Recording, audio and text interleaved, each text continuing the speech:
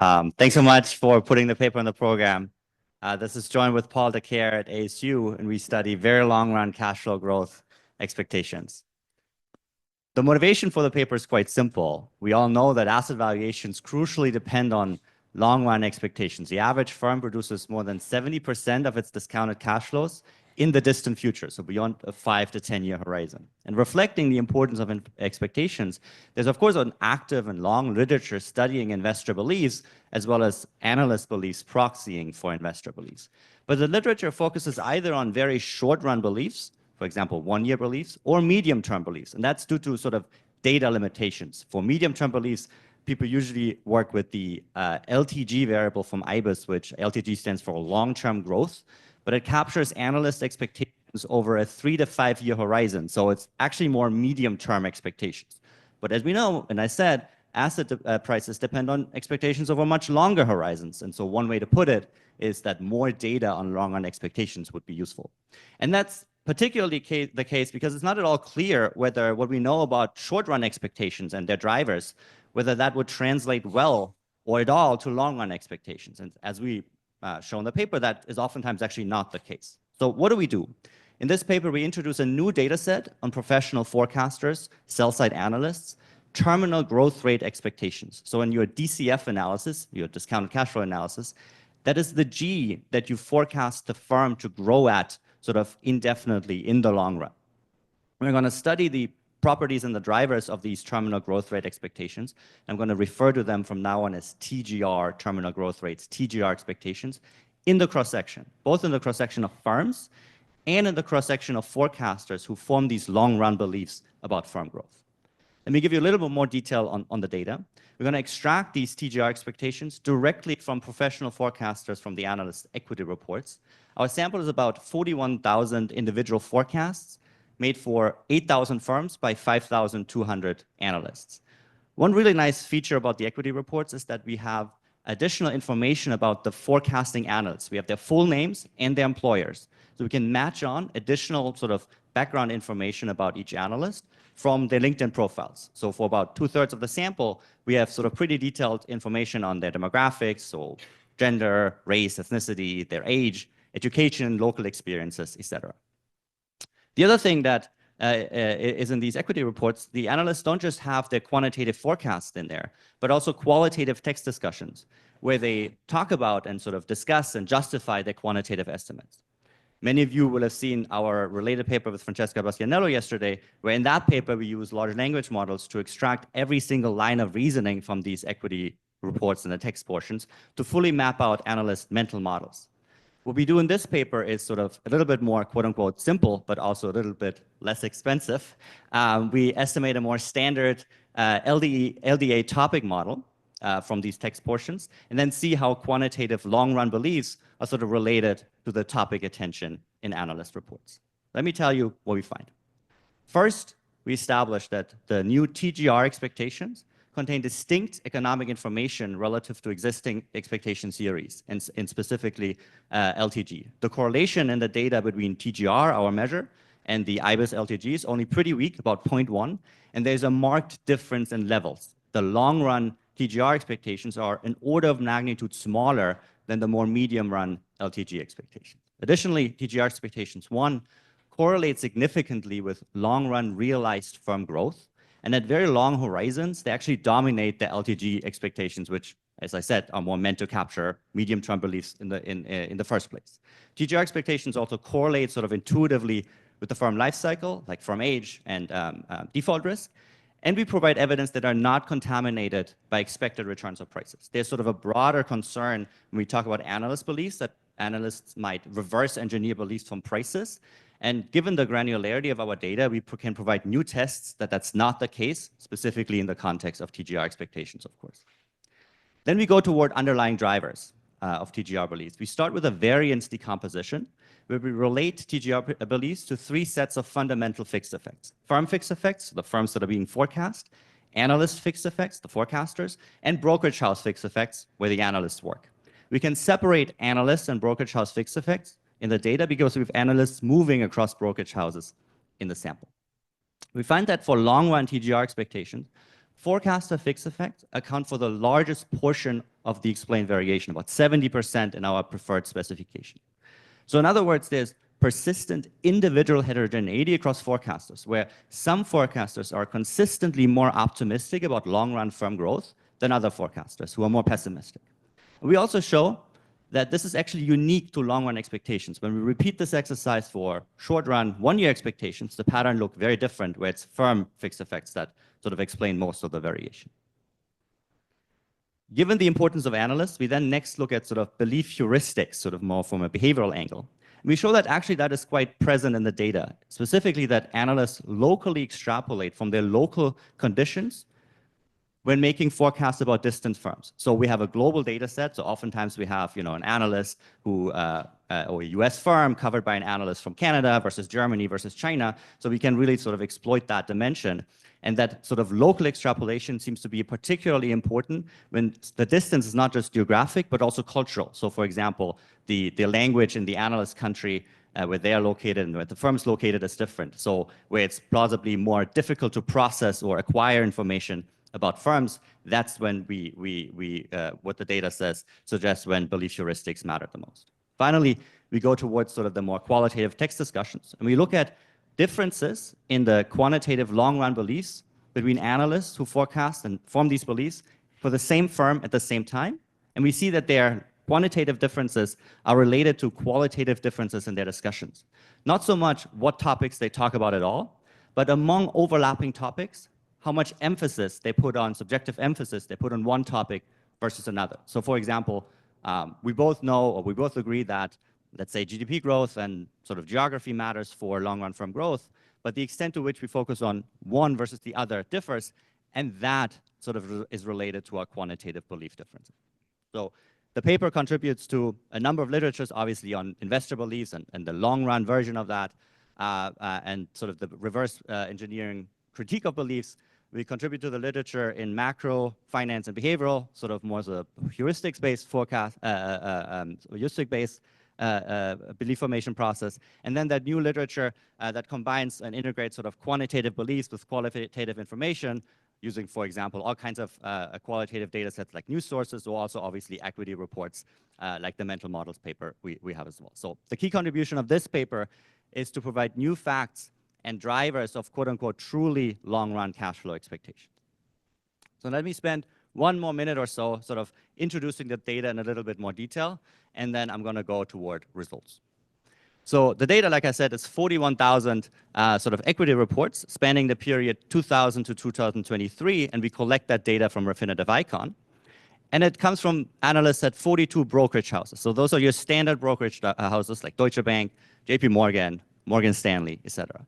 And in many ways, I want you to think about this data set as very standard and sort of similar to existing databases. So for example, here's a comparison of a histogram of our data set versus a standard sample that you would get from IBIS. And you can see the industry distribution is very similar between the two. So really think of our data as sort of being IBIS-like, just that we assemble it from scratch, and we get the TGR, the terminal growth rate expectations. And how do we get that? Here's an example from a DCF analysis slash table from one of those equity reports. And the analyst here would sort of include their terminal growth rate expectation here toward the bottom. And that's how we extract the information basically from the PDFs. All right. So then let me go to each of the results in a little bit more detail one by one. We start with the first result. TGR expectations are relevant. They contain distinct economic information. I'll make this in 4 steps. First, when we look at sort of over time, the average TGR expectation in blue versus the average LTG expectation in red, they're very different. So average TGR is around 2 to 2.5% in the sample. Average LTG, 10%, 12%, 15%. So the level differences are just very pronounced.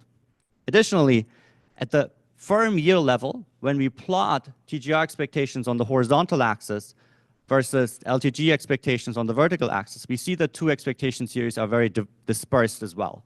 So as I mentioned, the correlation between the two is only very weak. So together, these plots tell you that those two expectation series just capture different things. They capture expectations at different horizons. We then asked, are TGR expectations informative about long-run realized firm growth? We're going to look at realized earnings growth by firms over 3 different horizons. First horizon is between today and 5 years out. For that, we find that both TGR and LTG are both statistically and economically speaking sort of significantly related to earnings growth over that 5-year horizon. Then we extend the forecasting horizon and look at between T plus 3 years and T plus 8 years, or T plus 3 and T plus 13 years. We find that for our TGR, they continue to be sort of both statistically and economically speaking significantly correlated with a realized growth at these much longer horizons, whereas the sort of coefficient estimates for the LTG variable starts to diminish, and sort of in that sense, the TGR expectations sort of quote-unquote dominate LTG at these more longer horizons in these type of horse race type of regressions. Next, we look sort of intuitively, how does TGR expectations vary over the firm life cycle? And so averaged long-run beliefs of analysts for younger firms are higher than for mature firms, for example, in the sample. We have a number of additional results on sort of these life cycle patterns in the data in the paper. I'll highlight one. The rest you can look up in the paper. For example, industry and country factors explain a larger share of the TGR belief variation for more mature firms rather than younger firms. The last point about result 1 is that we provide evidence against contamination from returns. So again, as I said, there's this broader concern in the literature that analysts might reverse engineer beliefs from prices. How might this work? It could be a story like this, where the marginal investor uses time-varying discount rates, and so that price fluctuations actually come from time-varying expected returns. But where analysts might use a constant expected return, they observe prices and then sort of misinfer their beliefs from that. And they would sort of, their stated beliefs would not align with investor beliefs because they would be using different discount rates. The existing literature sort of makes progress in a couple of ways to address that. For example, by controlling for proxies of time-varying investor returns, or by sort of providing evidence that sort of valuation inputs between investors and analysts are actually quite similar oftentimes, for example, both using time-varying expected returns. We can go one step further here because we have data and observe all valuation inputs from each analyst for each forecast. And so we can both sort of derive and then also implement one new testable prediction. I'm going to give you the intuition now, and the details again are in the paper. The intuition is that if TGR beliefs were to be reverse engineered from prices, then there should be a mechanical correlation between these subjective TGR beliefs and the subjective discount rates used by the analyst in the same forecast. And why is that? Because the pricing equation needs to be balanced. If I have a very high subjective discount rate, I also have to have a very high long-run belief about cash flow growth in order to match and fit current prices. That is the intuition. And sort of the absence or lack of co-movement between those two variables would provide evidence against sort of reverse engineering from prices and that affecting / contaminating TGR beliefs.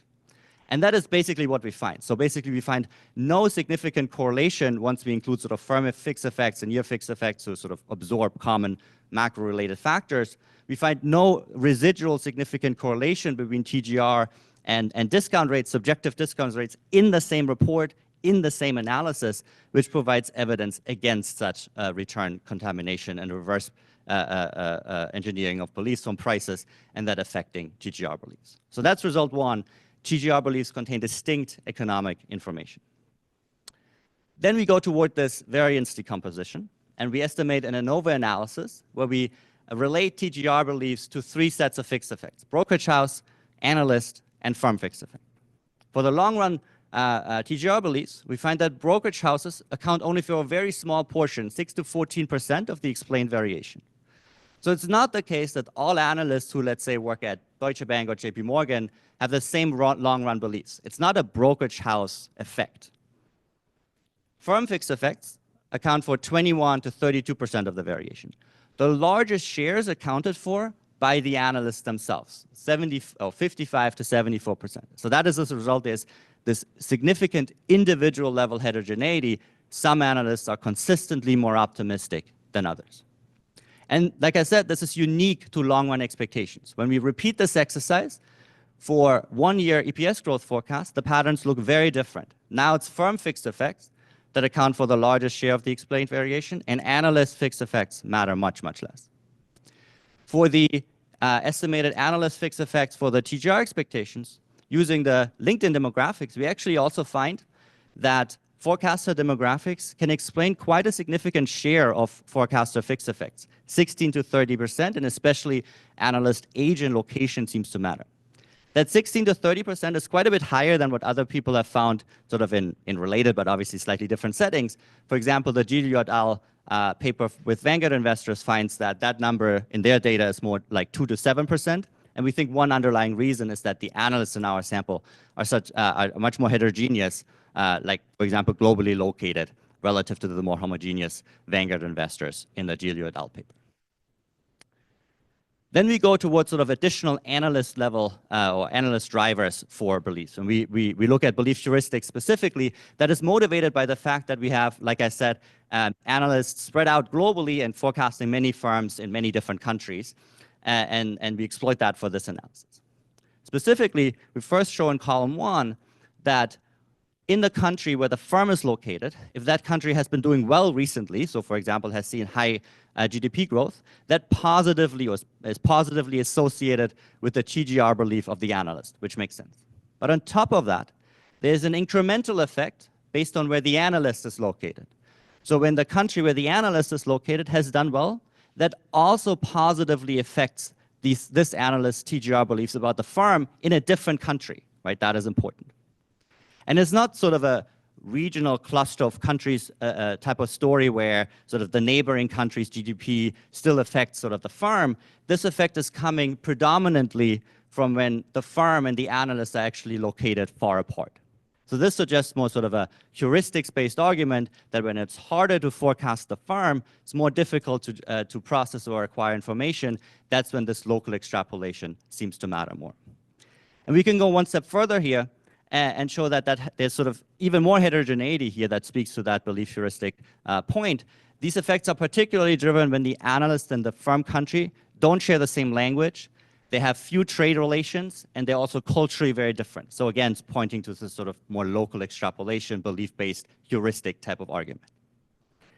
The last part of the paper is we go toward these qualitative text discussions. We relate them to the quantitative beliefs. Like I said, in this paper, we estimate sort of quote-unquote standard LDA topic model, which is similar to BIB in its implementation et al. The details are in the paper. And then we're going to calculate using analyst pairs who forecast and form long-run beliefs about the same firm at the same time. We're going to calculate 3 variables for them.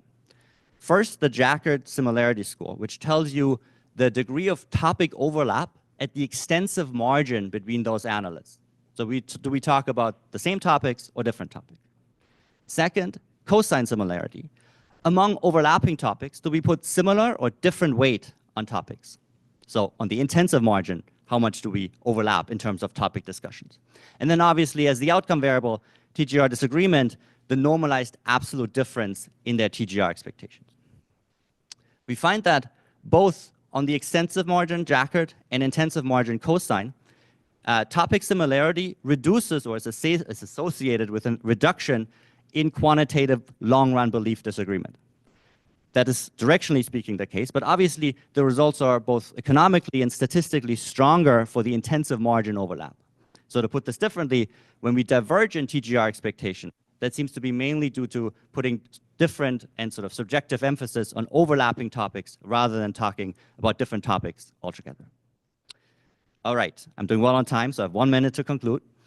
In this paper, we uncover the very long-run cash flow expectations of professional market participants. Some key takeaways are, 1, these long-run expectations contain distinct economic information. They're relevant. 2, analyst drivers seem to matter, so persistent individual heterogeneity and heuristics. One way in which we think we can think about this is that long-run beliefs are particularly abstract and as a result also malleable to one's own personal subjective experiences and interpretations. And finally, quantitative beliefs in the long run sort of relate to qualitative discussions of forecasters. We think our findings offer new ways to sort of better understand, model, or calibrate both belief dynamics and price dynamics in financial markets. Thanks a lot, and we look forward to Ricardo's discussion. Thank you.